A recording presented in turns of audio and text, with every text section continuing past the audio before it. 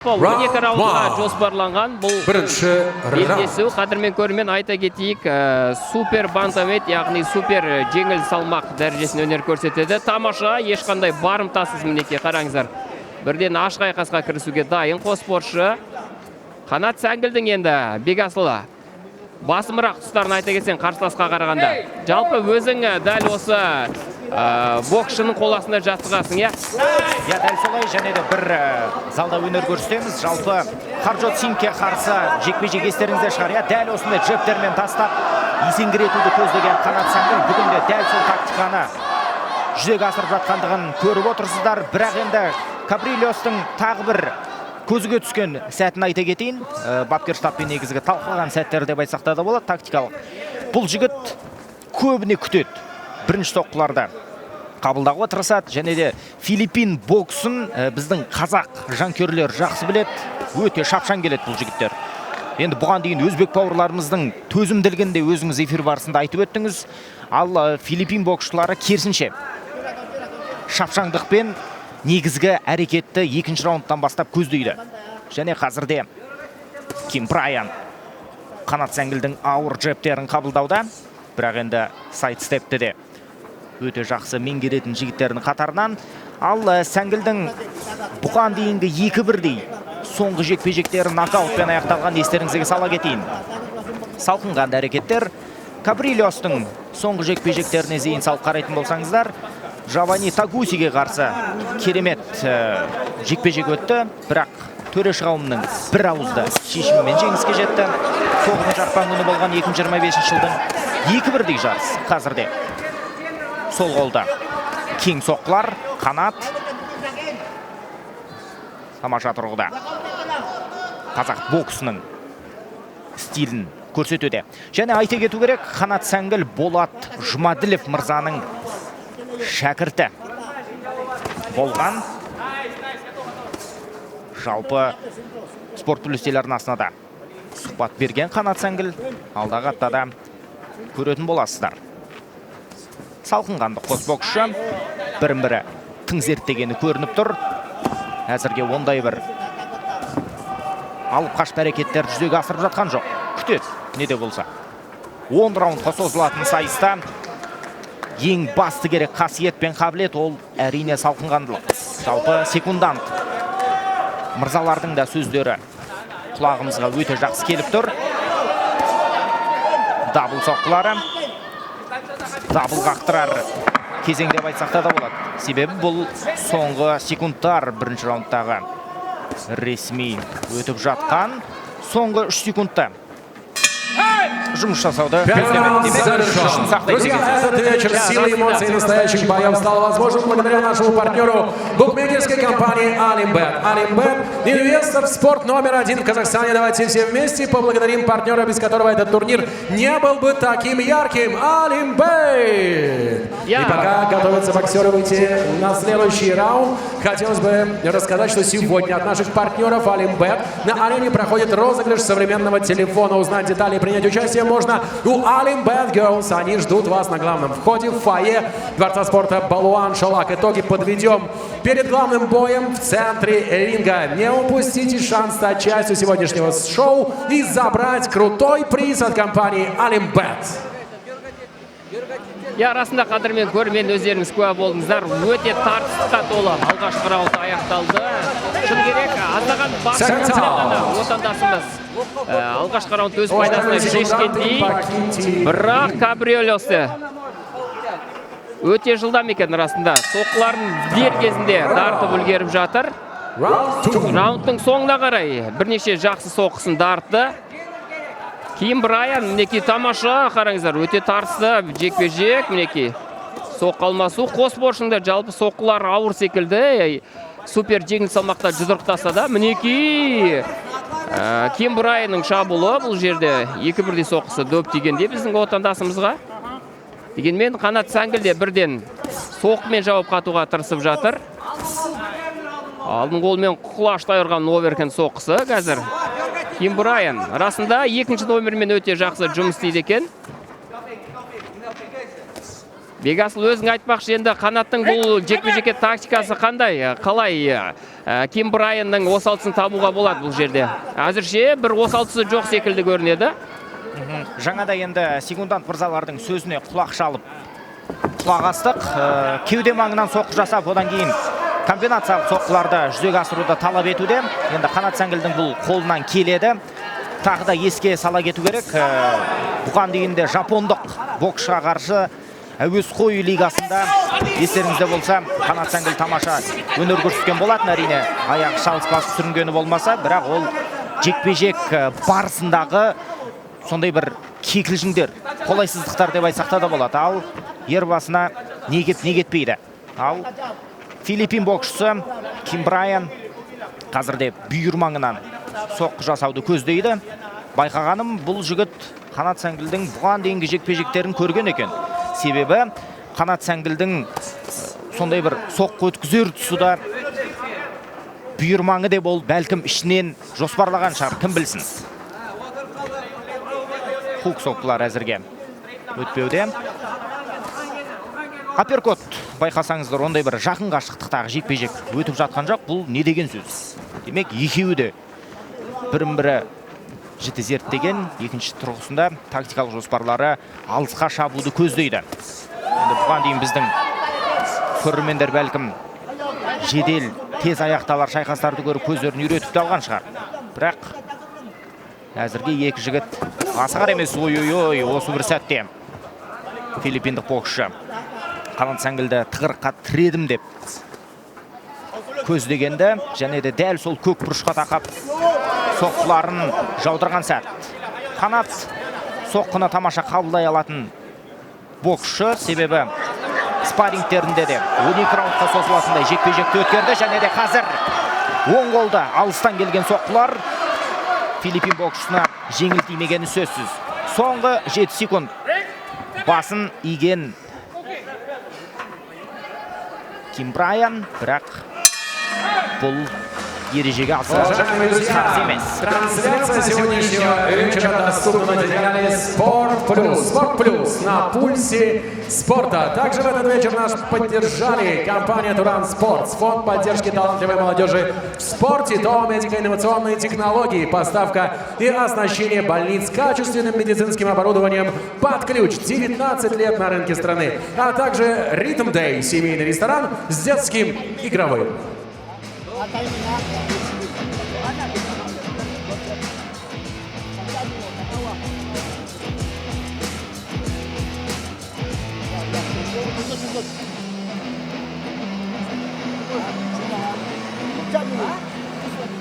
Убери, бля, из головы вот эту хуйню.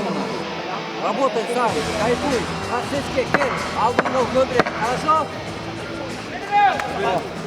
Сонымен әрмен қарай жалғастырамыз. Уважаемые, сейчас состоится третий раунд. И нам как никогда нужна ваша поддержка! Ойдан артық нәрсенің барлығын алып тастау керек деп Қанат Сәңгілге секунданттар ақылдарын айтуда. Расында да Филиппин боксшысы қазірде бірінші нөмірлі сайысты бастағысы келгенді, бірақ әрине Қанат итеріп тастап оған мұндай өнер көрсетуіне жол бермейді.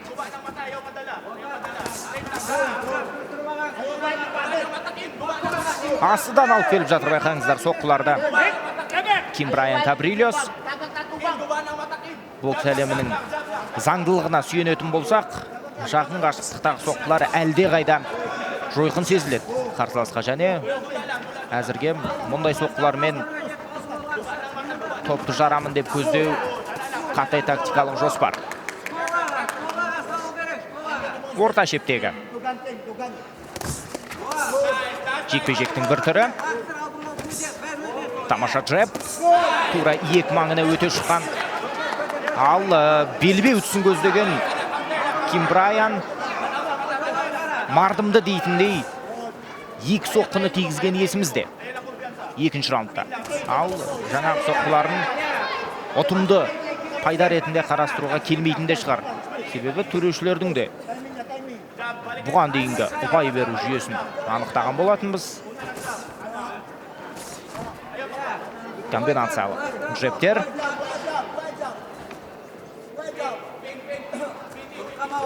күтеді қанат. 3-ші раунд. Себебі үйреншікті жекпе-жек көрсетер тұрыс. Меніңше сол бір 5-ші раундқа дейін баратын шығар. Ал әзірге әрине бір-бірі зерттеп бой үйрету кезеңі. Көптеген жанкүйерлер түсінбей жатады. Белгілі бір боксшы жеңіп жатқан жерінен соққыларды қабылдап, сондай бір қарсылас өзіне қарай шақырса, ол менсінбей тұр деп ойлайды. Жоқ, ондай емес. Бокс әлемінде менсінбеу деген сөз мүлде болмайды. Тіпті бұл сөз айтудың өзі орынсыз. Көбіне бұл қарсыласқа дайын бір нокаутқа түсірер соққыны көздеудің бір тұрғысы деп қарастырамыз. Расында бокста менсінбеу деген бұл өзіңді құрдымға жіберу деген сөзбен тең. Расында тамаша, қазір қараңдар, Ким Брайан Кабриолостың шабуылы. Алғашқы раундта 2-ші номермен жұмыс істеп бастаған боксшы қазір 1-ші номермен жұдырықтасуға көшті. Тамаша джеб қазір Қанат Сәңгелдің орындауында. Функционалық тұрғыдан енді бұл спортшылар қаншалықты 10 раундқа дейін дайындалды екен, сол маңызды секілді. Өйткені бір қарқынмен әзірше өткізуде. 3 раундты да тамаша қазір жақсы күтіп алды Қанат. Сонымен 3-ші раундта аяқталды. Өте тартысты белдесу. Қайсы бір спортшының бір басымдылығы бар деп нақты айта алмаймыз, қадірмен көрімен. Дегенмен бұл толыққанды 10 раундқа созылатын секілді бұл жекпе-жек. Әлде қалай ойлайсың, Бекасыл, бұл жекпе-жекте нокаут тіркелу әбден мүмкін бе? Меніңше мерзімнен бұрын аяқтауды көздейді қос боксшы. Екеуіне де себебі бұл жекпе-жек өте маңызды. Бұған дейін де өзіңіз айтып өттіңіз, WBA Азия Централ белбеуі сарапқа салынуда, және де әрине дәл осындай жекпе-жектерде өз-өзіңді көрсетуің керек. Нағыз мінездің оянар шағы да, нағыз шоудың, демек зейіннің салынар кезеңі де осы. Себебі бұған дейін де қос боксшы қатты айтқанда шөлдеп келді бұл жарысқа. Және әсіресе Кабрильос бұған дейін жеңілді. Дәл сол жеңілістің орнын толтыру керек. Және Сингутант мырзаның сөзі анық естілмеден тыңдайық десек. Қанат Сәңгелдің бұрышында Асқат Уәлиханов екен көрдік. Бұрынғы кәсіпқой боксшы, өзі де осы Америкада талай жыл жұдырықтасты. Өте дұрыс нұсқаулық берді. Тамаша қазір Сәңгелдің сол қолмен жасаған хук соққысы, дегенмен өзі де бір соққы өткізіп алды. Мінекей қызықтың көкесі енді басталғандай. Қос спортшы арасында рингтің ортасында тұрып ашық айқасудан кетары емес. Өте тартысты жекпе-жектің куәсі болып отырмыз. Қадірмен көрмен расында осы балуан шолақ аренаға жиналған жанкүйерлердің делебесін қоздырып қиқуға бастыруда.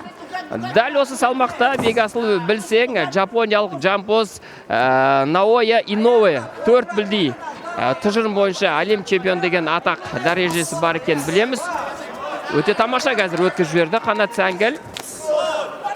Демек, бұл титулды иеленген боксшы сол Иноуэға қарсы жұдырықтасуға мүмкіндік иеленеді деген сөз, Дәл солай. Жаңада Сәңгелдің бір тактикалық жоспарын көріп қалдыңыздар. Қолын төсеп, кішкене алдамшы әрекеттерге бой беруде. Бұл не деген сөз? Қанаттың бапкерлік қасиеті де осындай бір сәттерде көрінеді. Жалпы бокста әрбір құралдың өзіндік орнымен пайдасы болады деген осыдан ақ белгілі. Және соққылар, бір апперкот жетіспейтін секілді меніңше. Осындай бір сәттерде. Тағы да бір кезек сериал соққысы.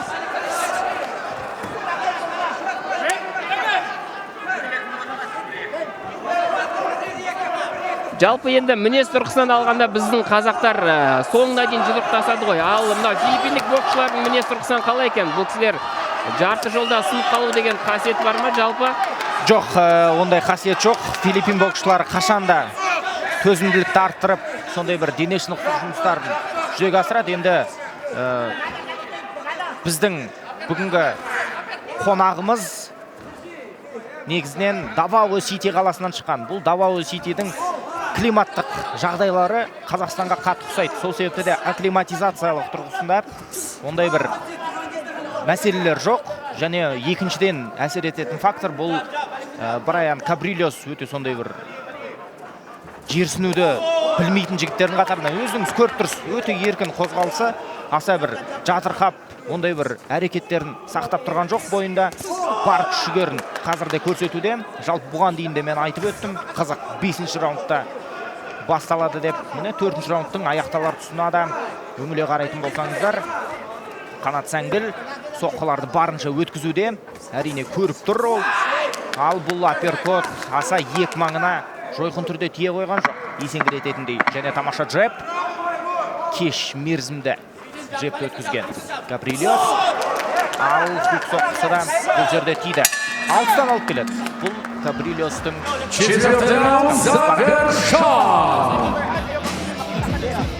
Пока боксеры на отдыхе, уважаемые зрители, дорогие болельщики и любители бокса, поддержите спортсмена!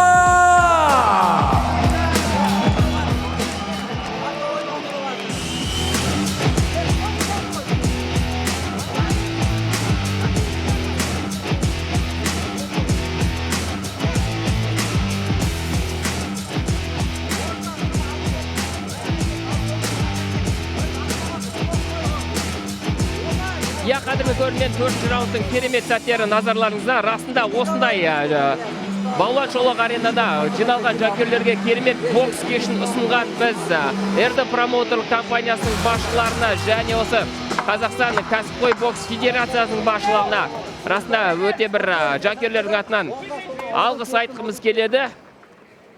Өте тартысты жекпе-жек расында. Дәл осы жекпе-жектер біздің боксшыларды әлемдік аренаға шығарады. Осындай деңгейдегі жекпе-жектер. Қараңыздаршы, Филиппиндік бұлғар қолғапшері не деген төзімді, қаншама ауыр соққылар өткізіп алып жасады. Раунд басталасап тек қана алға ұмтылады.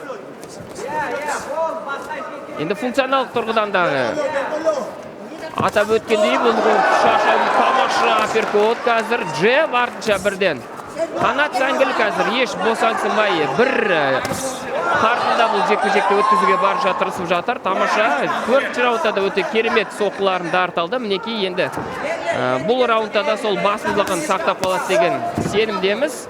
Дегенмен Ким Брайан Габрилиос өздеріңіз көрдіңіздер, осал боксшы емес. Әбден осы титулға лайықты боксшының бір екен. Дәл осы 4 раундтың ішінде дәлелеп тастағандай, қадірмен көрермен. Қазір азаған көмек керек секілді біздің отандасымызға мына жерде. Жалпы жаңа айтып едік қой, бір апперкот алыстан аңдыдан қанатты жақында белгілі бір жоспар, себебі жақын қашықтықтағы жекпе-жекте қанат өте тамаша өнер көрсетеді. Ал Филиппин боксшысы әзірге алып қашпа соққыларын жаудыруда. Жалпы бокста қаңғырған соққы жаман емес пе? Қаңғырған соққы тисе көбіне құрдымға жібереді. Сол себепті де екеуі де көзін алмай бір-біріне қарауда. Жаңа мына бір бұрышында отқан сәтте Филиппинстің көзіне қарадым. Ким Брайан Габрилиос бойында көзі енден жанып келеді. Сол себепті де нағыз жоспар құрар кезең секундаттар үшін енді туған секілді.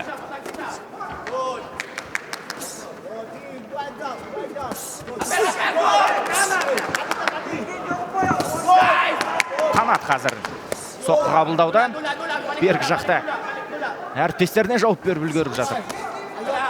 Және брейк тез арада азыратып жіберген шетелдік маман рефери. Ал бұрышқа тақау бұл жерде қолынан келмеді Филиппин боксшының және орта шепте алма кезек соққыларын жаудырады қос боксшы. Екінші нөмірлі қызметін атқарған Қанат Сәңгіл астынан алып келді соққысын. Және дәл сол соққы қазірде біраз ауыр тигендей, себебі қабақ маңын байқасаңыздар түрлі тіндердің ажырауы байқалады. Демек, қансырауы да алыс емес. Осы бір сәтте джептер екеуі де. Расында Ким Брайан бұл жекпе-жектен ләззат алуда, қараңыздаршы, өзінің эмоциясын қалай білдіріп жатыр. Рингтің ішінде айғайлап дауыс шығаруда. Мінекей 5-ші раундтың соңғы секундтары сырғып өтуде.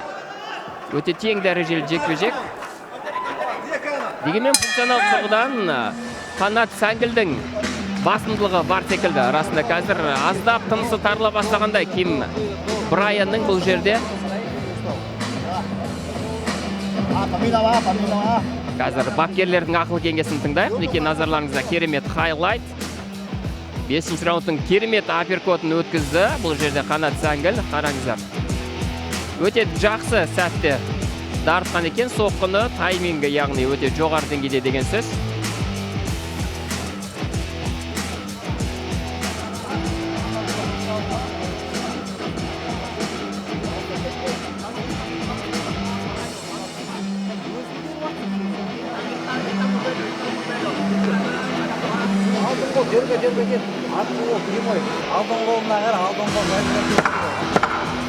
Мінекей нұсқаулықты да Уважаемые секунданты, покиньте ринг.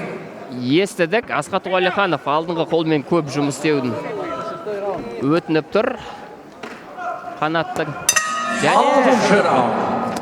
ыңғай келгенде артқы қолдың соққысын қосу керек бұл жерде. Тамаша, мінекей керемет қалай күтіп алды, я қазір. Сәл дәлірек болғанда тіпті бір есеңгіретуге де мүмкіндігі бар еді Қанаттың.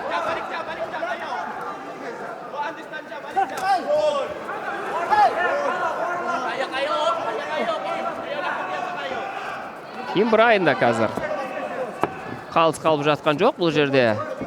Барынша соққыларын, жойқын соққыларын тартуға тырысып жатыр. Алдын қолмен мінекей қараңыздар. Жақсы жұмыс істейді. Тамаша джеб қараңыздар. 2-1 дабл джеб бұл жерде. Қарсыласы жақсы тоқтат алды. Қанат Сәңгіл.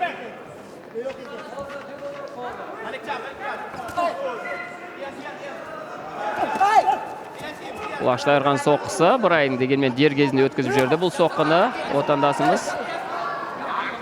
Және өзі де бірден соққымен жауап қатуға тырысып жатыр. Аузындағы капасы ұшып кеткендей қазір. Брайанның арасында сол қолмен жасаған хук соққысы дөп тиді.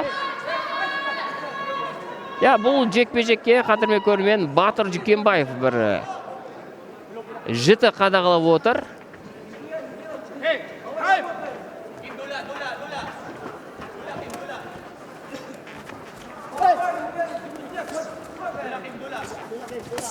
Тамаша, мінекей артқы қолмен жақсы джебпен жақсы күтіп алды. Тамаша, дабл джеб бұл жерде қараңыздаршы.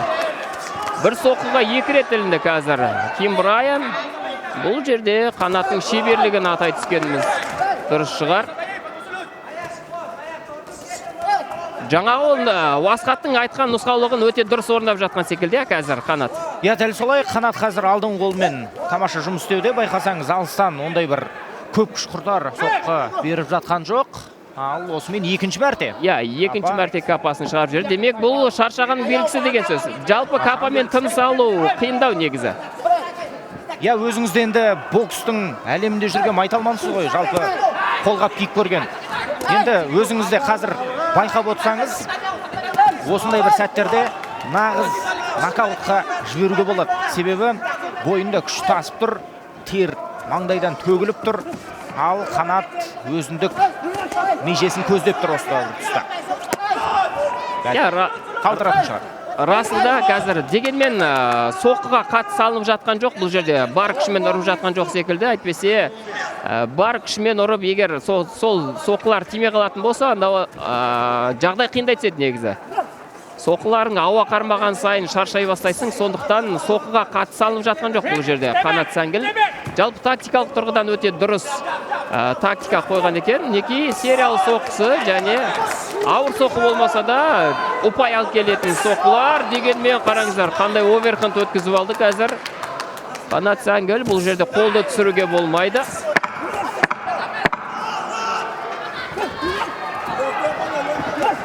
Тамаша джеб. Өте керемет жекпе-жек. Қадірмен көрермен бұндай жекпе-жектер расында тарихта қалатыны анық.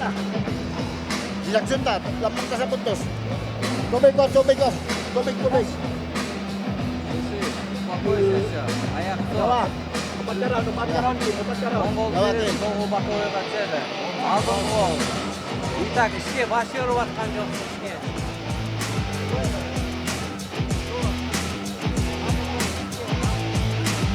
Неке назарларыңызда 6 раундтың жарқын сәттері. Дәл осы соққысымен есте қалды. Бұл жерде Ким Брайан оверхенд соққысын жақсы өтті. Жақсы өткізді. Чемпиондық раундтар басталды енді. Дәл осы 7, 8, 9, 10 раундтарда спортшылар мүлдем бөлек деңгейде жұдырықтасуға тырысады барынша. Мына енді қарсыластар әрине біз қазақ халқы зерттеген жақсы көреміз ғой. Филиппин боксшыларының байқасаңыздар балтыр суреттер өте тамаша тағылған болып келеді. Бұны қайдан білеміз? Филиппин боксшылары көбіне сондай бір жеңіл спорт түрлерін жіті меңгерген халық болып есептелінеді. Және осы Ким Брайан, Кабрильостың кардиоларында мен көрдім. Көбіне сол челнокқа зейін салады. Демек қазірде ол аңғарылған әрбір істі өзінің бойына сіңіріп, бір деңгейдегі тұрақтылықпен көрсетуде. Қанат алдамшы әрекеттерін әрине бұл жерде айла тәсілін барынша жүзеге асыруға тырысады, ал Капа енді осымен 3-ші рет құлайтын ау секілді 7-ші раундта.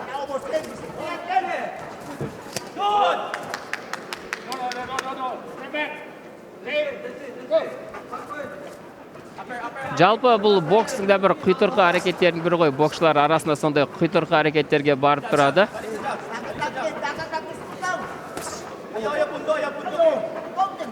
Қанат әрбір соққысын алдамшы көрсетіп әрине.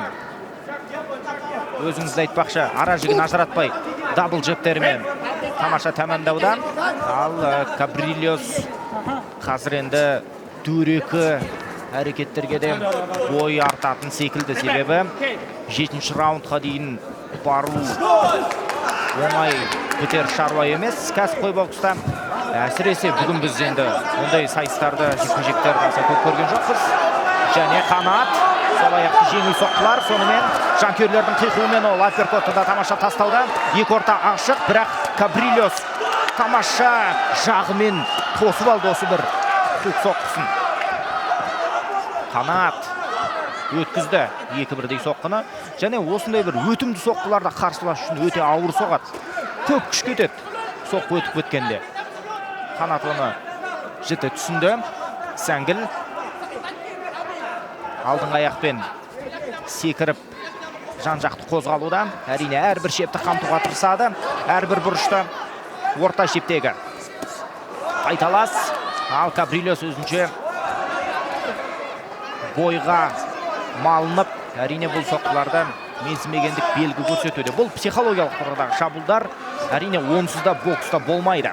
Қанша дегенмен бокс бірінші кезекте психологиялық жарыс болып есептелінеді.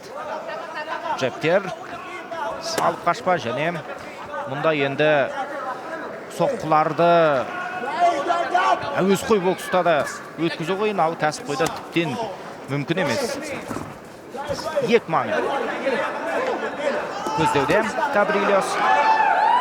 Қазір енді біз дәл рингтің жанында отқаннан кейін атмосфера мүлде бөлек. Соққылары екеуінің де жойқын. Қаншықпағанына таң қалып тұрмын әзірге мен. Өте тамаша раунд өткізді Қанат Сәңгіл. Расында жеңістің кілті джепте деп бекер айтмаса керек. Джеп соққыларымен қалай керемет қарсыласты тоқтатып тастады. Қазір жалпы дәл осы тактикамен жалғастыратын болса, Қанат Сәңгіл чемпиондық титулды иеленуі әбден мүмкін. Уәлихановтың қазір ақыл кеңесін тыңдап. Назарларыңызда 7-ші раундтың жарқын сәттері.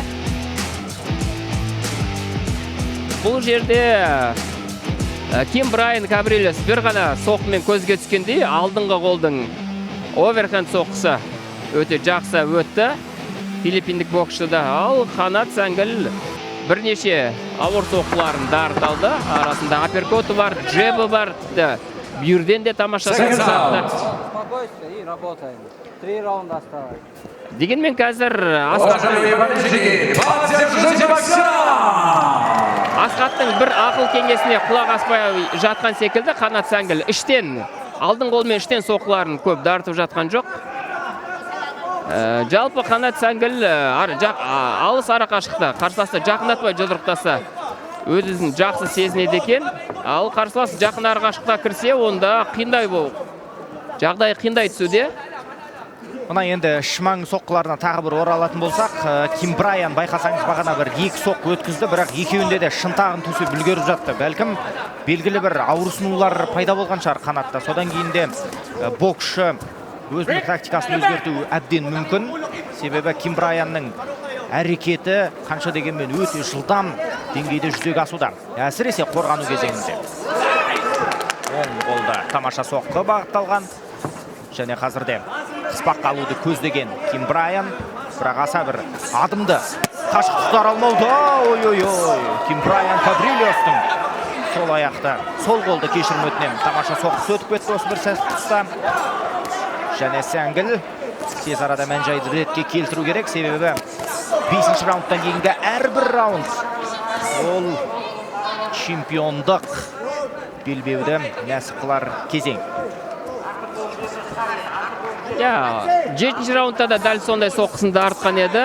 Ким Брайан, мінекей, бұл Ким Брайанның дәл осы соққыны жақсы қойған байқалады, және қанатты жақсы зерттеген байқап отырмыз. Қанат ашылған тұста дәл осы соққыны дартуда, қарымта шабуылмен өткізуде бұл соққыны нақтырақ айтсақ.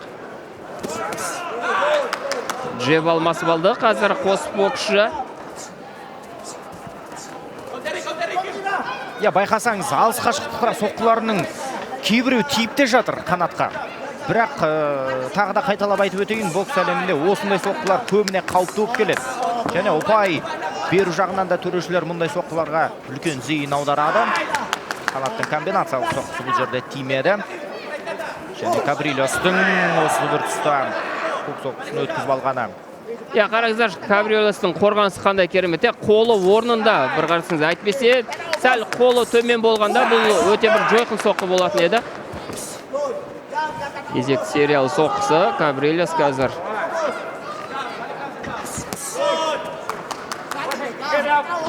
Бұл раундта қанатқа қарағанда көп соққы дартқан секілді Кабрильос.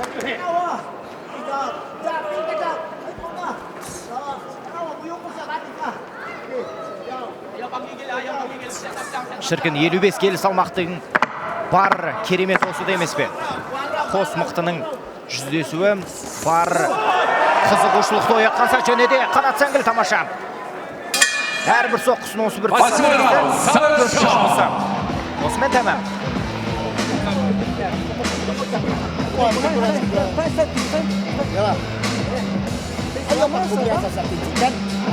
Kita nggak keluar atau ayo pun begini ayo pun tuh kuat nih mua sejak kuat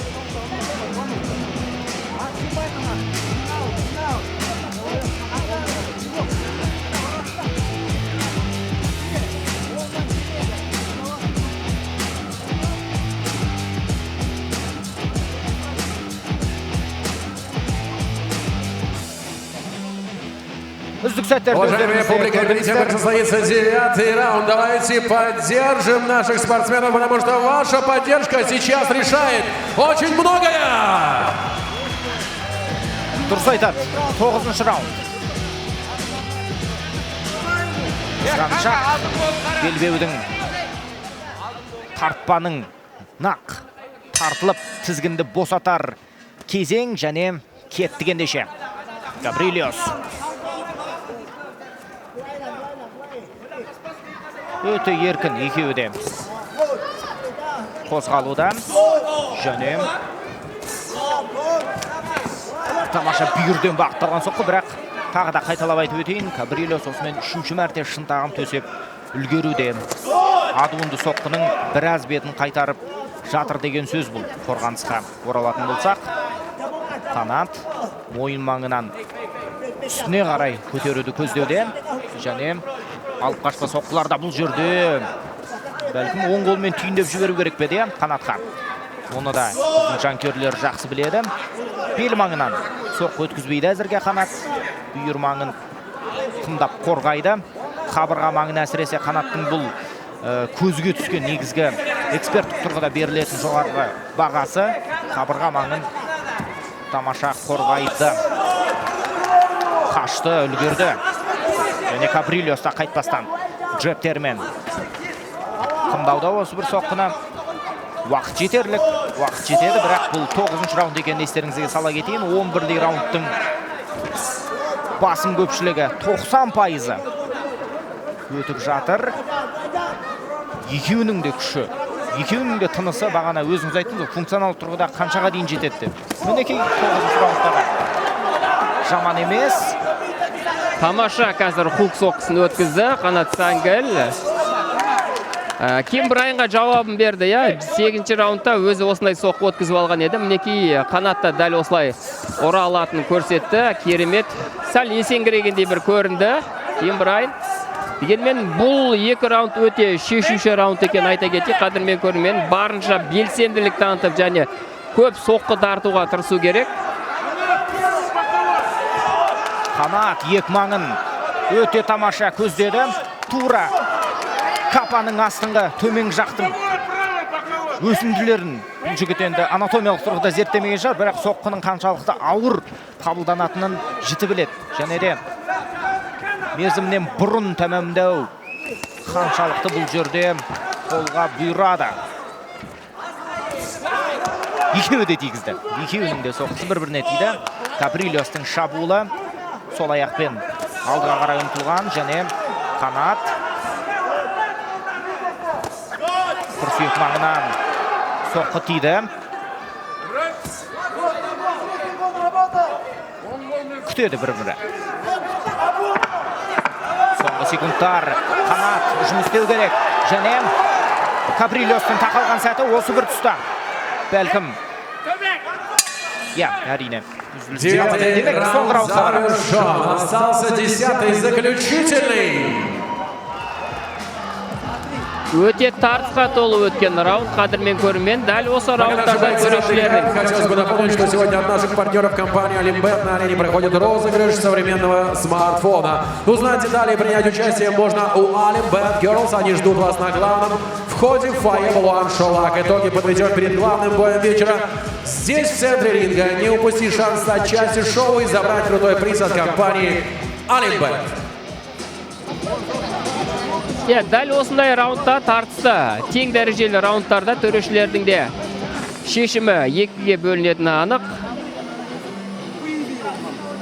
Сонымен соңғы раунд, шешуші раунд, бұл раунд 3 минутта қазір барын салу керек, бар жиған-тиғанын және бар дайындығын дәл осы 3 минуттың ішінде көрсету керек енді. Заключительный 10-й раунд. Уважаемые болельщики, нам нужна поддержка! Кеттігендеше.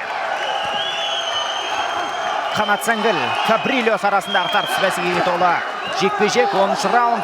Және Қанат Сәңгіл сол қол соққыларымен алдың қолмен жұмыс жасайды, оң қолымен демейді. Ал Каприльос күтеді өзіндік оңтайлы сәтін, бірақ алыстан алып келген соққылар әзірге тиіп жатқан жоқ. Енді 10-шы раундта бәлкім тиіп те кететін шығар, себебі екеуінің де әл-ауқаты бір деңгейде, екеуі де шаршаңқы. Және Қанат керемет жеп өтті. Екі маңынан сілекейінің шашырағында көрдіңіздер. Және дәл сол мұрынның беткі қабаты қамталап тұр. Қазір байқасаңыздар қадірмен көрермен Қанат артқы қолмен жақсы күтіп алып жатыр. Қарсыласты алдың қолмен алдап барып артқы қолдың соққыларын өте жойқын соққысын бір дайындап жүргендей тамаша ішке жеп мінекей. Алдың қолмен секіріп барып жасаған хук соққысы Қанаттың дегенмен қорғанысқа тиді бұл соққы. Екінші соққыны өткізіп жерді. Каприльос. Тура шмаңынан өткен соққы болды бұл Қанат үшін. Әрбір соққы бұл раундта өте маңызды. Раундты жеңу керек не де болса Қанатқа. Сонымен ешкімді бүгін тақаған жоқ. Ең қызықты ақпарат сол шығар. Жанкүйерлердің қиқуы басқан сәт. Аяқпен тамаша жасауда. Тағы да артқы қолдың соққысын тамаша өткізе алды Қанат Сәңгіл.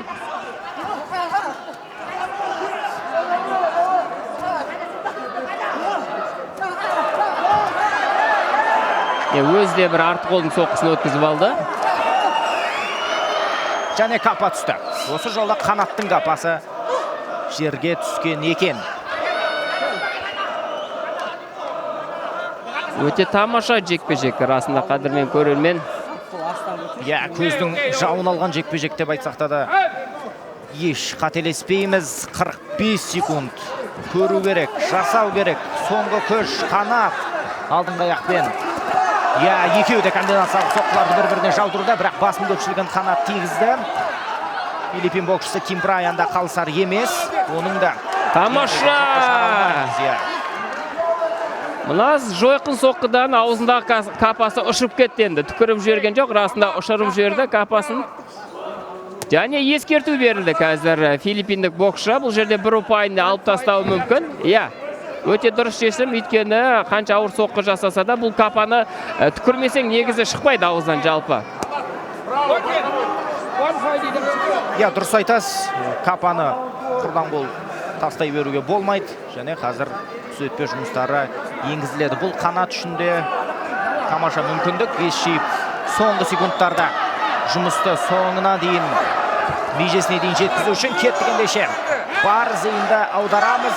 Рефери белгі берді. Қанат, Каприлиос бірін-бірі маңды-маңдуда және жақын қашықтықтағы айқас қазірге кезек бермеуде. Алыстан-ақ соққылармен қамтуда бірін-бірі және қапа осымен тағы да түсті. Қапа жоқ ауызда Каприлиостың.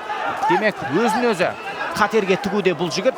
Бұл оған басымдық беру мүмкін, өйткені тыныс алуы кішкене жеңілдейді, сондықтан бұл аузына қапасын түкіріп тастады. Негізі бұл да бір құйтырқы әрекет. Бегасыл байқасаң көрдің ба? Ал қапамен тыныс алу қиындау және. Сонымен өте керемет жекпе-жек аяқталды. Енді төрешілердің шешімін күтейік. Расында филиппиндік боксшыда осал қарсылас емес екен, әбден лайықты бұл титулға да. Дегенмен біздің отандасымыз Қанат Сәңгіл мінекей нағыз қазақ боксының мектебін көрсетті және қазақ боксы әлемдік деңгейдегі ең жоғарғы бағаланатын тағы бір байқатты. Ал Ким Брайан өзінің жеңісіне сенімді секілді. Бегасыл, қалай ойлайсың? Жалпы тамаша сенім сияқты меніңше. Рингтің тура қақ бұрышына көтеріліп барып, мінекей бізге де сәлемін беруде. Міне, тура біздің жанымызда айғайлап тұр. Бірақ бет әлпетіне қарасақ енді біраз соққылар өткізіп алған және біраз денсаулықты беріп қойған секілді бұл жерде. Әріптес енді қиын, расында да төрешілерге де оңай соқпау керек деп ойлаймын мен. Расында да шоу көрдік, біздерді промоушн өзі қалаған және жанкүйерлердің де бар делебесін қоздырған алғашқы сайыс. Соны көрейік. Бұл жерде қарасаңыздар филиппиндік боксшының бапкерлері жеңісіне сенімді шәкіртінің, бірақ меніңше бұл жерде расында Қанат Сәңгіл бір бас жоғары деңгейде болмаса да аздаған басымдылықпен жеңіске жетуі тиіс деген сенімдеміз. Және Қазақстан еліне, Қазақстан құрамасының қоржынына тағы бір титул түседі деген сөз. Әрине бұл әлем чемпионы деген атақ болмаса да Азия чемпионы, WBA тұжымы әлемдегі ең бір абыройлы тұжымдардың бірі екен айта кетейік, қадірмен көрермен. Ой, бұл жерде қараңыздар, байқалмай қалған секілді, жерде су шашып жерді. Енді бұл да бір енді әзілдің түрі ғой бокс әлеміндегі. Бапкерлер қашанда шәкірттерімен ойнағанды жақсы көреді. Көрейік енді, күтейік, не болса да өте қызықты тартысты жекпе-жек болды, қадірмен көрермен. Арасында мейн карт біз керемет жекпе-жекпен аштық, қадірмен көрермен. Бұл жекпе-жек тарихта қалатын анық. Бокс жанкүйерлері бұл кездесуді ұзақ уақыт ұмытпайтын секілді меніңше. Ladies and gentlemen, after 10 rounds, we go to the judges' scorecards. First judge, 98-91 Сангил. Первый судья, 98-91 Сангил. Second judge, 98-91 Сангил. Второй судья, 98-91 Сангил. Third judge, 98-91.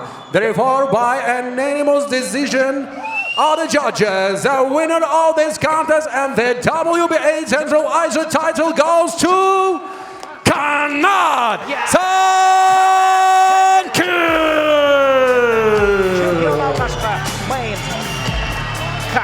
Аплодисменты его сопернику бірдей Ким жеңіс. Кабрио.